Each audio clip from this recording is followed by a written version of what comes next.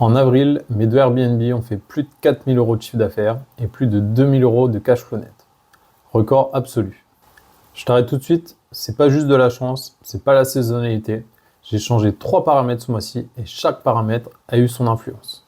Comme d'habitude, dans les vidéos Building Public, je vais te partager mon écran, Booking, Airbnb, Stripe, Smoobu, etc., etc.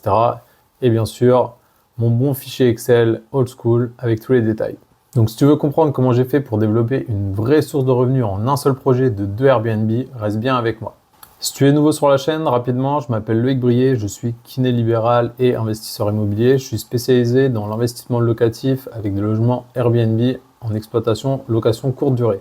J'ai créé 2 suites Airbnb, une première avec une thématique scandinave, la suite Pakis, et une deuxième avec la thématique de Batman que j'ai appelée la Batroom.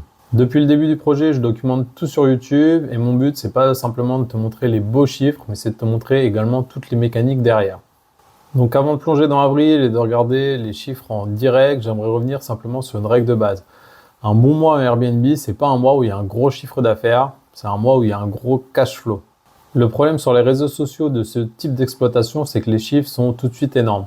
En effet, si on parle de chiffre d'affaires brut et qu'on déduit absolument aucune charge, on a tout de suite plusieurs milliers d'euros et ça peut vraiment faire un effet waouh. Moi, je tiens à remettre l'église au milieu du village. Quand on parle d'un CA brut, franchement, ça veut tout et rien dire.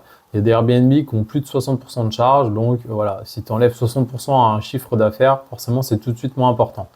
Donc, dans le chiffre d'affaires, il y a quelques éléments qu'il faut vraiment faire attention. La première partie, c'est les commissions des Airbnb et Booking et toutes les autres plateformes qu'on appelle des OTA. Juste pour info, Airbnb, c'est autour de 15-20% et Booking, c'est 17 à 22%. Donc, c'est vraiment quelque chose de non négligeable. Déjà, si tu enlèves 20% du chiffre d'affaires. Une fois que tu as retiré la commission des différentes plateformes de ton chiffre d'affaires, tu as ce qu'on appelle le cash flow d'exploitation. Ce cash flow d'exploitation, c'est encore une fois pas quelque chose que tu vas avoir directement dans ta poche. À ce cash flow d'exploitation, il va falloir enlever les différentes charges qui sont notamment le personnel de ménage, qui est un gros lot, et également les charges classiques de type eau, électricité, internet, ton channel manager, etc., etc. Pour finir, bien sûr, tu enlèves les mensualités de crédit et les différentes charges qui appartiennent au monde de l'immobilier, comme par exemple la taxe foncière. Seulement là, tu vas avoir ton réel cash flow net. Et encore, ça, c'est uniquement si tu as acheté en nom propre, parce que si tu as acheté en société, tu auras également l'impôt sur les sociétés si tu es dans une société imposée à l'IS, ou l'impôt sur le revenu si tu es dans une société imposée avec l'impôt sur le revenu. Donc pourquoi je te dis ça? C'est pas du tout pour te décourager, c'est simplement pour te montrer deux choses. La première, c'est qu'avec de l'immobilier classique, quand tu vois que tu rajoutes vraiment toutes les charges, c'est très difficile de sortir justement du cash flow qui soit intéressant. La deuxième chose, c'est aussi pour te demander de te méfier, notamment des gourous du web qui te mettent des énormes chiffres d'affaires et qui au final ont des fois des charges astronomiques et qui font pas du tout d'argent. Moi, dans cette vidéo, je vais te montrer les 4 chiffres et tu vas également pouvoir voir les chiffres de chaque suite avec un partage d'écran donc de Airbnb, de Booking, les 3 leviers que j'ai activés en avril pour justement avoir plus de chiffre d'affaires et plus de marge. Il y a également le cash flow net qui va être détaillé dans mon fichier Excel. Pour ceux qui ont déjà vu les vidéos, vous savez, vraiment fichier Excel à l'ancienne. Et je vais également te faire une conclusion sur ce qui va changer en mai, qu'est-ce que je vais essayer de faire pour optimiser toujours plus de cash flow et encore plus toucher. Donc nous voici sur mon écran. Je vais mettre tout de suite à jour donc, le mois d'avril, c'est celui qui nous intéresse. Tac. Donc, comme je te l'ai dit, plus de 4 000 € de revenus si on est sur les 2 suites. Donc on va commencer par la Batroom qui a vraiment performé ce mois-ci. Donc à elle toute seule, 2700 quasiment euros de revenus.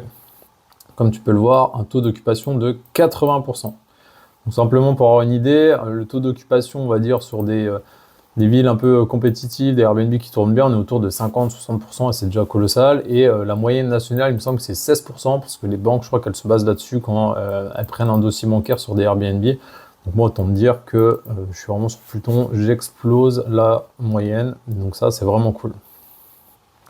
Je pense pas qu'il y ait besoin d'analyser d'autres choses. Bon, comme tu peux voir, c'est du 100% Airbnb. Mais je crois qu'il y a eu un petit problème de paiement. Enfin, moi, en tout cas, j'ai un voyageur qui l'avait trouvé sur Booking et qui l'a pris après sur Airbnb parce qu'il n'avait pas réussi à payer. Depuis, c'est réglé, mais voilà. Donc, j'ai un petit doute là-dessus. Mais voilà pour la Batroom. Ensuite, on passe à la Pakis. Donc, la Pakis, alors, elle a fait moins de revenus, mais j'ai eu des réservations directes. Je t'en parlerai juste après, mais c'est quelque chose que j'ai commencé à mettre en place ce mois-ci. Donc attention, comme je te l'ai dit, un chiffre d'affaires ne veut pas dire rentabilité. On verra tout de suite après dans le fichier Excel. Donc seulement 7 réservations, donc ça veut dire que chaque réservation est plus longue que la batroom par exemple où on a beaucoup de mono-nuits. Là on est en moyenne à entre 2 et 3 nuits.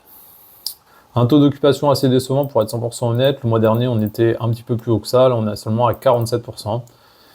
Donc voilà, et par contre comme tu peux le voir c'est beaucoup plus équilibré au niveau des plateformes. J'ai eu quasiment un tiers de réservations directes, beaucoup de bookings et un peu de Airbnb. Alors je te mets quand même les deux propriétés, même si c'est pas forcément ce qui nous intéresse, qu'on va leur prendre juste après dans les Excel, mais simplement pour te dire, donc en moyenne ça fait quand même un taux d'occupation de 63,50%, ce qui est tout à fait correct. Moi mon objectif c'est de faire 70% à l'année. Ce qui va être intéressant là, c'est qu'on est au mois d'avril, donc moi je les ai lancés en février. Je pense que l'été, donc moi pour rappel, mes suites elles sont à Verdun. Il y a quand même le tourisme de la guerre qui est un petit peu plus présent l'été, à mon avis. On va voir du coup si ça a un impact sur le taux d'occupation. À savoir que le taux d'occupation là pour l'instant, depuis que j'ai lancé les suites, il est croissant. Donc on va voir si ça continue de monter. Et surtout l'année prochaine, ce sera intéressant de comparer. Est-ce que j'ai fait plus ou moins parce que probablement qu'il y a aussi un effet de référencement dans les algorithmes, notamment sur Booking, la Pakis qui est en train de monter fort sur Booking, et sur Batroom, et sur Airbnb, elle a un peu plus de mal, la Pakis. Par contre, la Batroom, elle cartonne. On a vraiment beaucoup de 5 étoiles, je vais t'en reparler juste après, mais c'est hyper important. Donc voilà, globalement.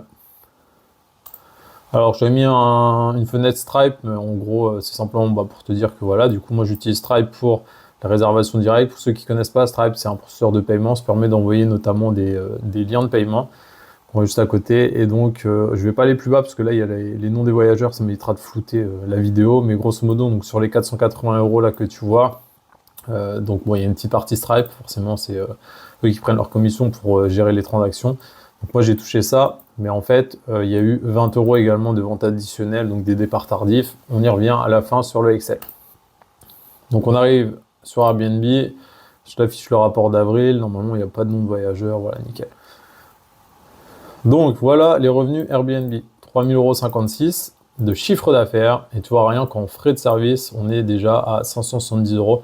C'est pour ça que je te dis, ne te laisse pas piéger par les gros chiffres, parce que comme tu vois, en fait, ça descend très vite, parce que finalement, moi, ce que j'ai eu sur le compte d'Airbnb, c'est seulement 2488 €.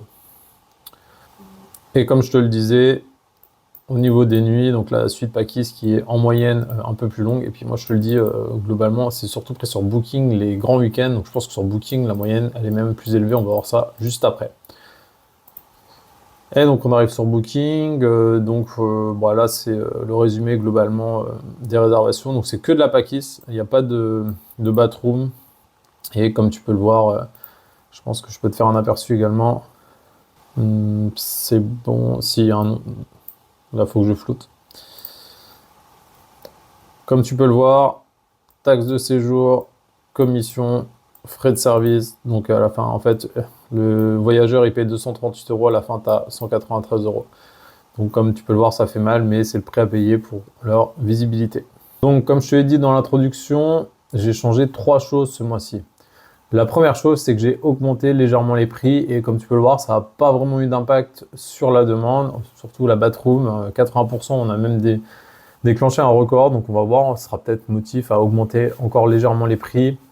Pour l'instant, je ne me précipite pas, donc si tu te demandes les prix à la nuitée, je les ai augmentés d'environ 20 €, et malgré ça, comme tu vois, ça change strictement rien.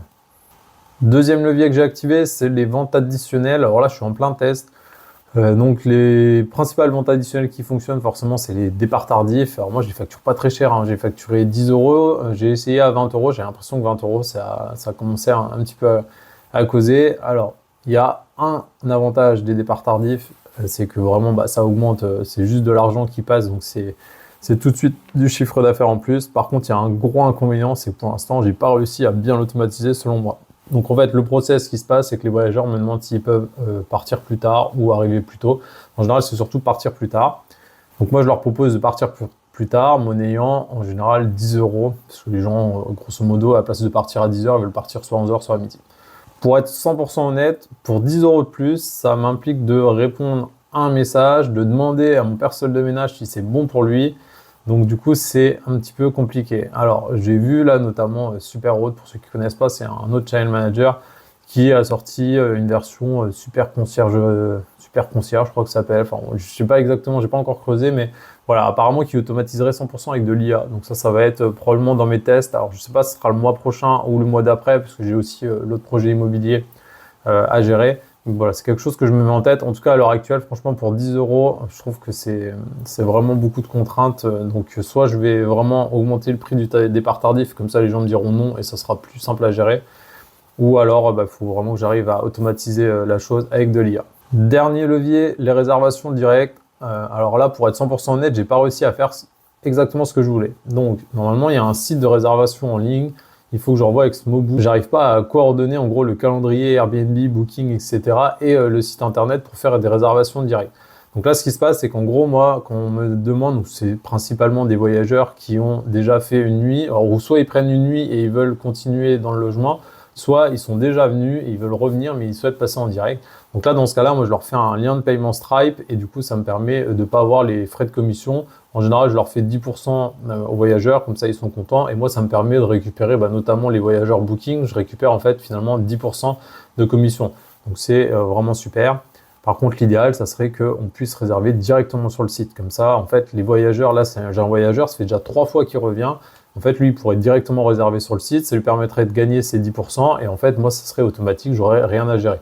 Donc ça, c'est dans les tuyaux, on en reparlera probablement dans une vidéo plus tard, mais je vais essayer vraiment de mettre ça en place. Donc on se retrouve sur le fichier Excel avec, comme d'hab, donc un analytique pour la Pakis, un pour la Batroom, un pour les deux suites, et le dernier analytique, c'est vraiment le réel cash flow.